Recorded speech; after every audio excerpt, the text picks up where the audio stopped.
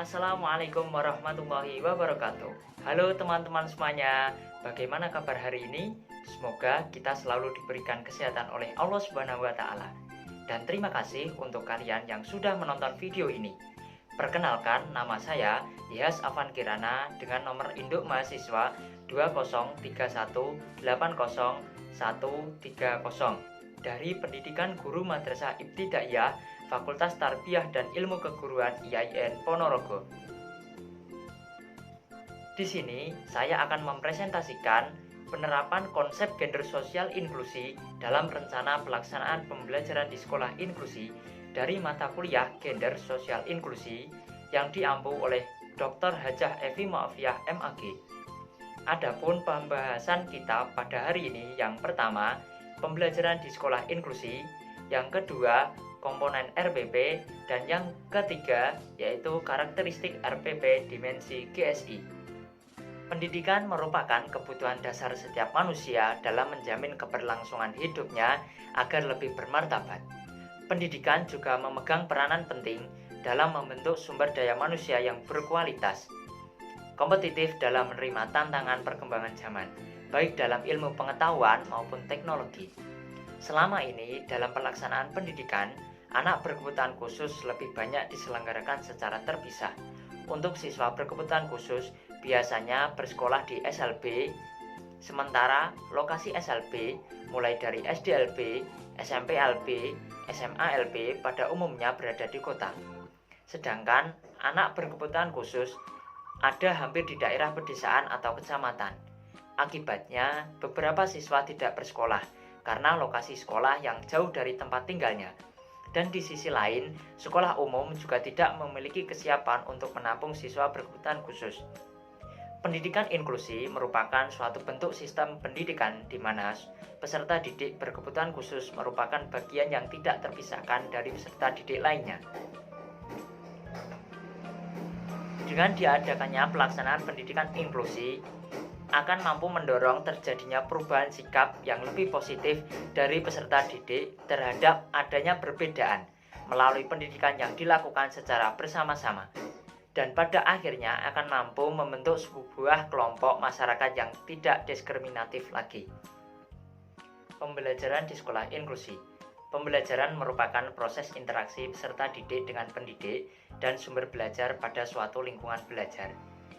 Seiring dengan perkembangan zaman dan teknologi, sudah banyak perubahan atau pembaruan sistem, mulai dari strategi dan kelembagaan yang melayani peserta didik berkebutuhan khusus. Pada masa-masa sebelumnya, bentuk kelembagaan yang melayani pendidik bagi peserta didik berkebutuhan khusus masih banyak yang bersifat segresi atau terpisahkan dari masyarakat. Tetapi dengan perkembangan zaman yang sudah maju, visi dan misi kelembagaan sudah cenderung lebih humanisme. Di sekolah inklusi melibatkan peserta didik dari anak-anak normal dan anak-anak yang berkebutuhan khusus. Nah, dalam penyelenggaraan pembelajaran sangat berbeda dengan pembelajaran di sekolah reguler.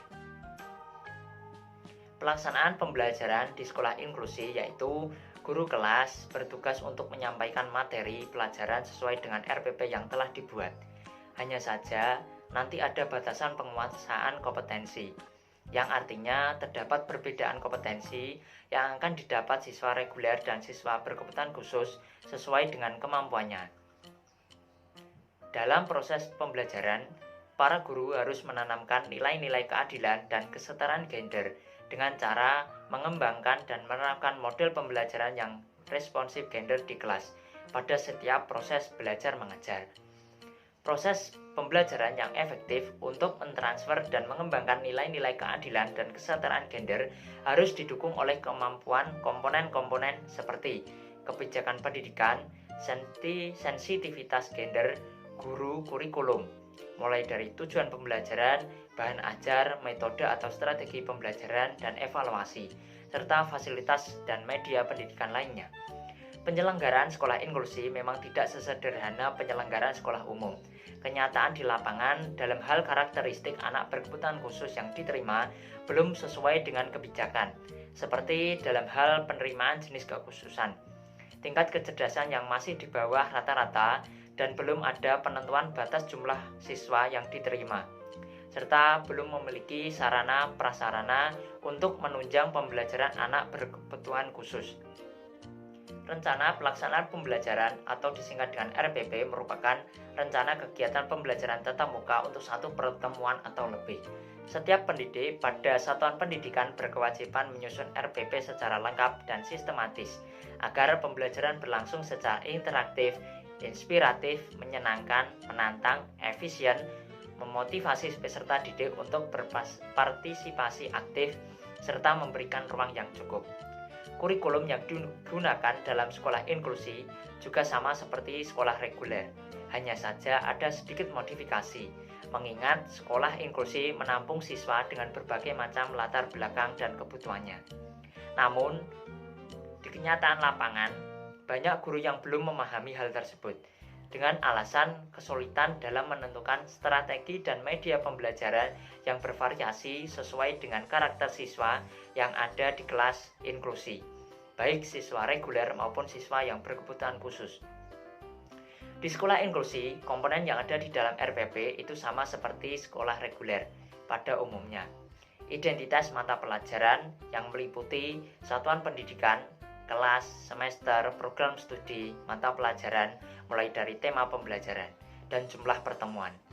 Standar kompetensi merupakan kualifikasi kemampuan minimal peserta didik yang menggambarkan penguasaan pengetahuan, sikap dan keterampilan yang diharapkan mencapai pada setiap kelas atau pada semester.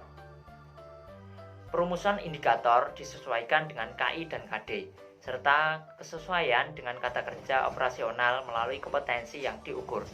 Tujuan pembelajaran yang menggambarkan proses dan hasil belajar yang diharapkan dicapai oleh peserta didik sesuai dengan kompetensi dasar.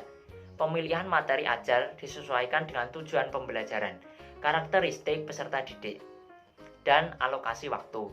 Pemilihan sumber belajar yang disesuaikan dengan KI dan KD, pendekatan saintifik, dan karakteristik peserta didik.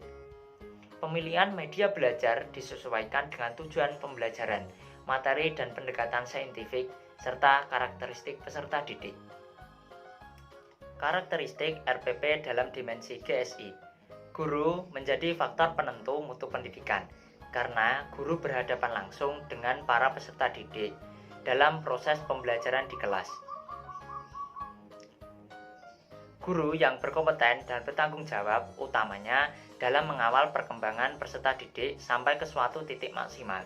Tujuan akhir seluruh proses pendampingan guru adalah tumbuhnya pribadi dewasa yang utuh. Seiring dengan kemajuan teknologi informasi yang begitu pesat, guru tidak lagi sekedar bertindak sebagai penyaji informasi saja. Guru juga harus mampu bertindak sebagai fasilitator, motivator, dan pembimbing yang lebih banyak memberikan kesempatan kepada peserta didik untuk mencari dan mengolah sendiri informasi. Rancangan yang ada di dalam sekolah inklusi bukan hanya RPP saja, namun juga ada yang disebut dengan PPI atau Program Pengajaran Individual.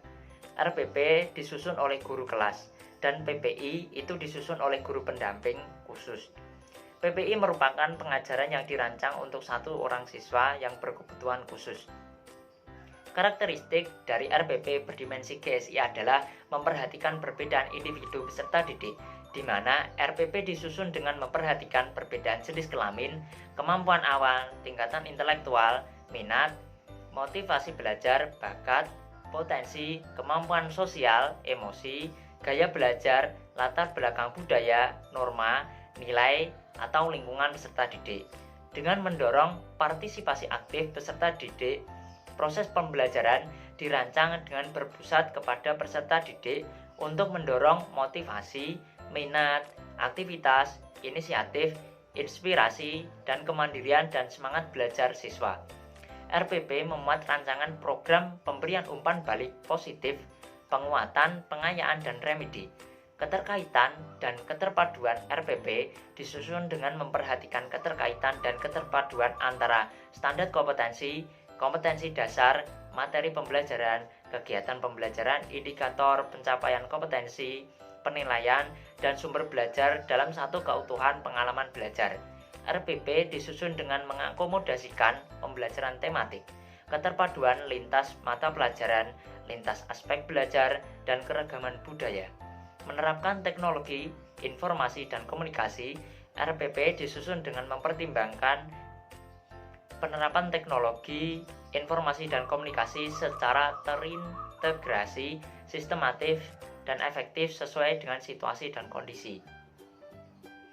Untuk memastikan bahwa RPP yang dimodifikasi sesuai dengan kebutuhan siswa, maka sekolah bisa menggunakan cara sendiri dengan membuat tim khusus dan memodifikasi RPP. Tim khusus ini terdiri dari para guru pembimbing khusus dan guru kelas. Mungkin itu saja yang bisa saya sampaikan terkait materi penerapan konsep gender sosial inklusi dalam rencana pelaksanaan pembelajaran di sekolah inklusi. Mohon maaf apabila dalam menjelaskan materi terdapat kesalahan pengucapan kata. Kurang lebihnya mohon maaf. Selamat menunaikan ibadah puasa. Marhaban ya Ramadan. Berbukalah dengan keluarga, karena yang manis dan sayang belum tentu mau diajak berkeluarga. Terima kasih. Wassalamualaikum warahmatullahi wabarakatuh.